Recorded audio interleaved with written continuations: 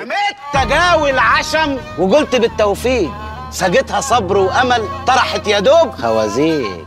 اسم رفح في العالم هو بقى رمز للي بيجرى. رفح هي اهم حاجه، رفح هي الورقه الصعبه بل تكاد تكون مستحيله. اول مره احترمك، اخيرا نازل تزرع وتقلع دي عده شغل انا سرقها من ابويا ورايحه بقى على اي مغفل، ما تشتريها مني انت كبير. بينما تنخرط مصر في محاولات جادة ومستميتة لإنقاذ منطقتنا من السقوط في هاوية عميقة، فإننا لا نجد الإرادة السياسية الدولية الراغبة في إنهاء الاحتلال ومعالجة جذور الصراع. دي أسوأ أيام للعلاقات المصرية الإسرائيلية، وأنا بيصون اللقمة الحرام. ووجدنا إسرائيل مستمرة في التهرب من مسؤولياتها. هذه أسوأ أيام للعلاقات المصرية الإسرائيلية من سنة 79. الله.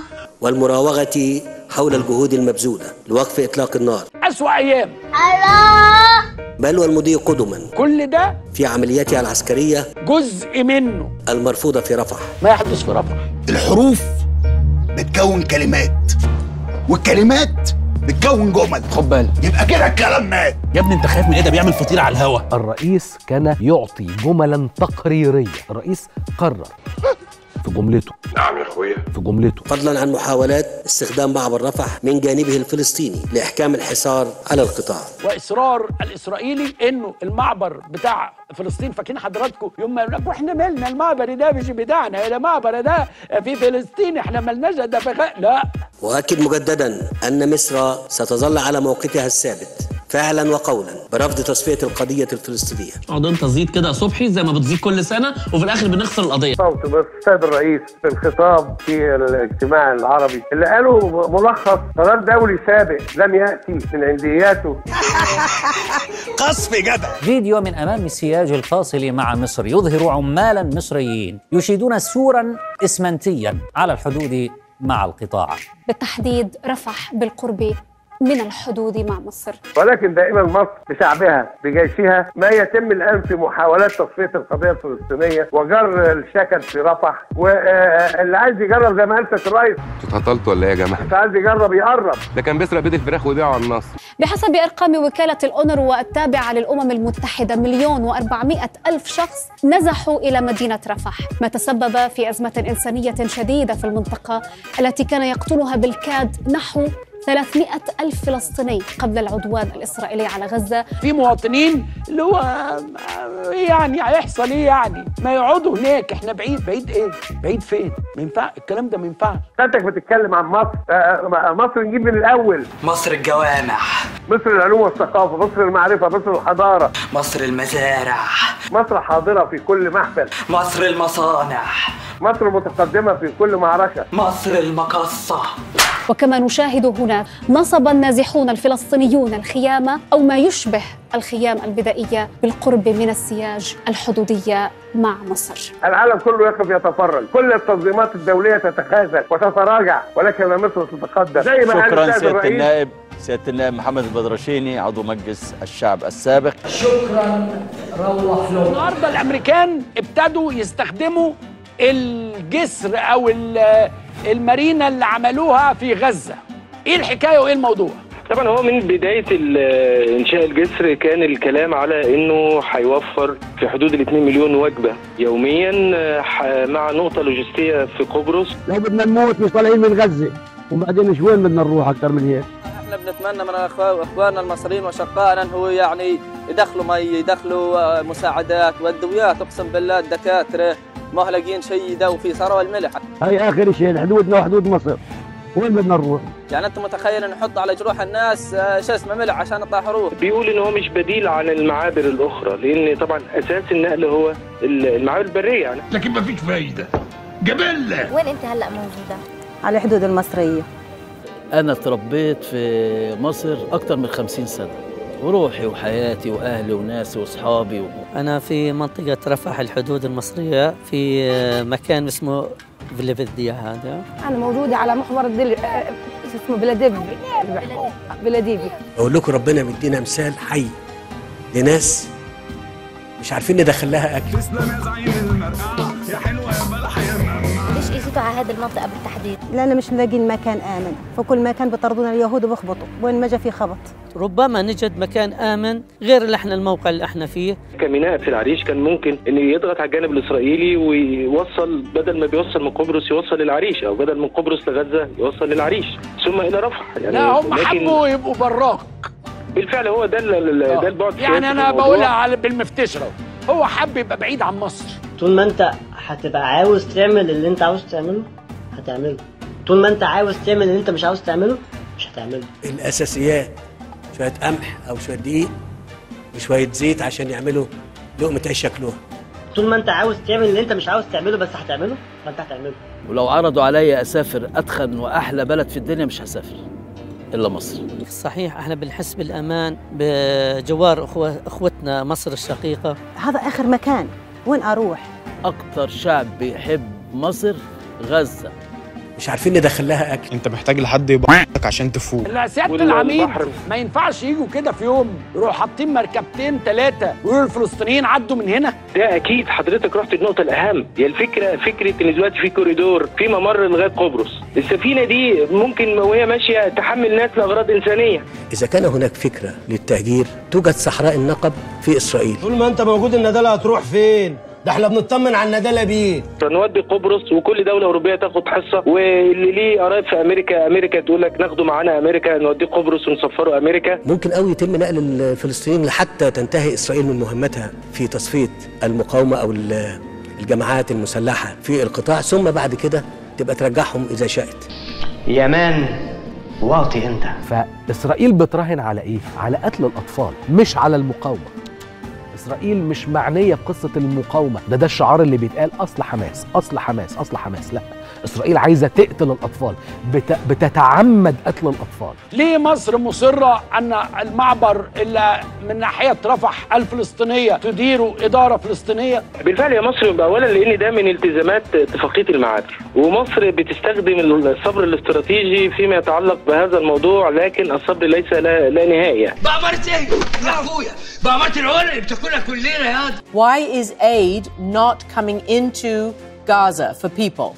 Well, currently there's a miles-long convoy of humanitarian assistance between Arish and Rafah with trucks on the side of the road awaiting the possibility of entering Gaza.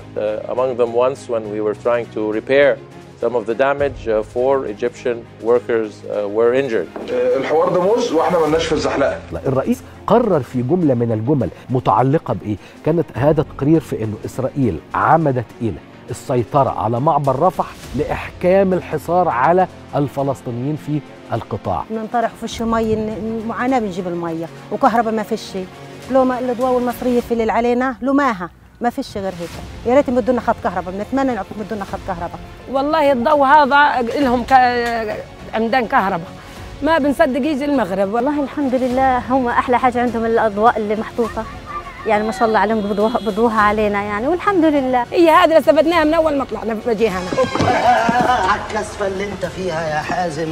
ويعني وان شاء الله يبعتوا لهم حتى لو معونه يطلعونا كمان يعني. بس سيبك من شويه المعلبات، الشعب نشف. نطلب منهم يعني يلقوا نظره علينا. هل خذلك احدهم دي كانت مخزله، انت ما جيتش معاهم ليه؟ 45 سنه النهارده بنتكلم على سلام بيننا وبين اسرائيل طبقا لاتفاقيه المعابر، لكن الالتفاف اللي بيعملوا دلوقتي في ايه؟ جميع رؤساء مصر حافظوا على السلام. لن يكون لهم ابدا سلطان على اهل غزه. يا جماعه الناس دي ما بتفهمش غير المواقف القويه.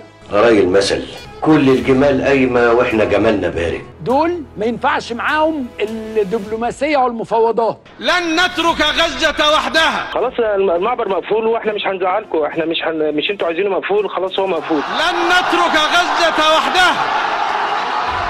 واحنا شغالين بالمارينا البحريه وشغالين من اشدود على معابر اسرائيليه، والاردن هتتعاون معانا. خلاص بلاش لا كرم ابو سالم ولا رفح.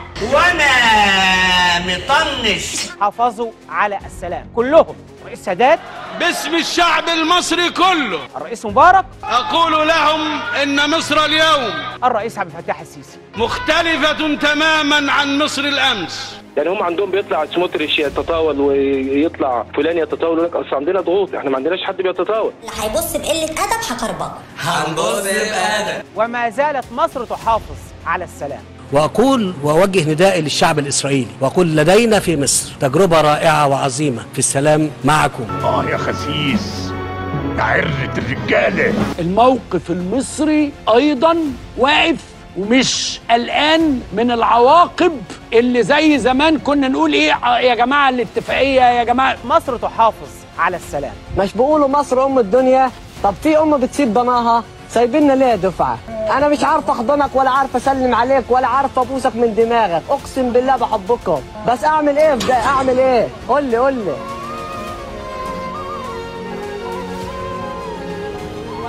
مش حصل قبل كده حاجات وشفناها؟ وتعرض الجيش لايه؟ اتعرض ايه للقوات المسلحه؟ اتعرضت لايه؟ والبلد دفع الثمن قد ايه؟ وايه اللي خدناه في بعض الحاجات يعني؟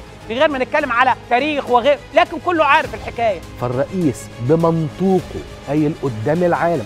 طب حصل ايه في 56 67 حصل ايه؟ يا فرحة امك بيك يا اهو انا بقول لكم اسرائيل احتلت وسيطرت على هذا المعبر من الجانب الفلسطيني، والعالم لا زال يقف متفرجا لحد اللحظه اللي انا وانت بنتكلم فيها. طب ارضك النهارده محتله؟ لا. حد مس ارضنا؟ لا.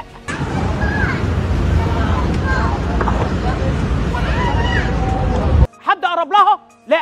يا خسيس نسيت اصلك يا واطي. حصل موقف معاكم بينكم وبين الجنود المصريين؟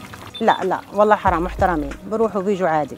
يعني بتشوفوهم؟ بنشوفهم حرام، ونحس بونس كمان جنبهم. وبشوف الجندي المصري اللي هو كان صاحبي، حبايبي اللي هناك، اللي جاري، بطلع عليهم بس.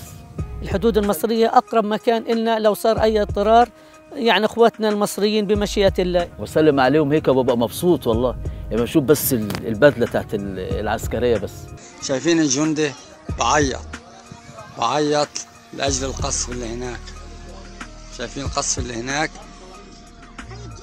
والجندي بعيط. كل احترام لأم الدنيا. الناس تقول لك ايه؟ ايوه رفع الفلسطينيه، ايوه رفع الفلسطينيه. بصوا يا جماعه، انا ما بثقش في اسرائيل، مش انا بس، يعني دي مش حاجه. انا مالي، مش بتاعتي، مش بتاعتنا. جنتك المعفنه وصندلك المخربع مرميين لسه تحت في اوضه الكلب. صح. يا كلب يا واطي يا الكلب. العلم المحطوط فوق خيمتك، علم مصر. الحقيقة إذا كان إلي وطن اللي هو فلسطين، أنا إلي وطن تاني اللي هو جمهورية مصر العربية. مصر، ما تستقلوش بكلمة مصر. مصر يبقى الهدف النهارده ايه؟ نزق بلدنا. هو يعتبرك عدو، ونزق جيشنا، ونزق اقتصاد حرب. امك لقلعك البنطلون وهعلم لك على. طبعا المصريين جايبين مواتير وجايبين كوابل اللي يمدوا كهرب للناس اللي نازحه جنب الحدود. والله جزاكم الله كل خير، شعب جبار والله. شايفك عدو وعايز يضعفك سياسيا في هذه العملية، عايزك تبقى ضعيف. هو كلمة حرب دي بسيطة؟ أمن وسلامة المواطن الإسرائيلي. أي حد يتكلم في حرب ده موضوع بسيط وسهل. جنبا إلى جنب مع أمن وسلامة المواطن الإسرائيلي. أنا حاسس إن أنا قلت حاجة ما يصحش تتقال خالص. وأنا أظن أن الإسرائيلي يتعامل معنا بعدوانية. بكرة بيجوا من مصر، والكم 100 مليون مصري لو عطسوا إسرائيل بيطيروها، وحياتكم اللي يجوا، اقتربت الساعة.